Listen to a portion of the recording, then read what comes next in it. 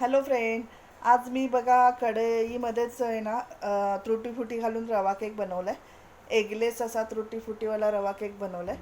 तर चला आता आपण बघूया. हा हा हा मस्त सुगंध सुटला आहे आणि आपला केक छानपैकी बेक झालेला आहे कढईतच.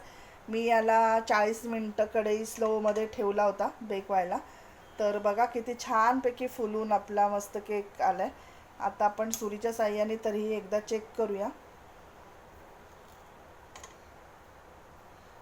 हे बघा, सुरी एकदम क्लीन येते म्हणजे आपला पूर्णपणे केक असा रेडी झालेला आहे. 2-3 ठिकाणी सुरीने चेक करायचं असं की आतून कच्चा तर नाही आहे ना. पण हा बघा, सुरी एकदम क्लीन आहे म्हणजे आपला केक पूर्णपणे छान असा बेक झालेला आहे. ह्याला मी 40 मिनटं ठेवला होता कढईमध्येच. आणखीन बघा किती छान बेकरीसारखा केक आपला रेडी झालेला आहे आणि किती टेम्पटिंग दिसतं. याच्या आधी 2-3 दिवसापूर्वी मी चॉकलेट केक ह्याच कढईमध्ये बनवला होता आणि तोही तुम्हाला मी दाखवला होता. तर आज मी रवा केक हा बनवला आहे. तुम्हाला कसा वाटतो तो मला नक्की कमेंट करून सांगा आणि आवडला असेल तर लाईक नक्की करा. थँक्यू.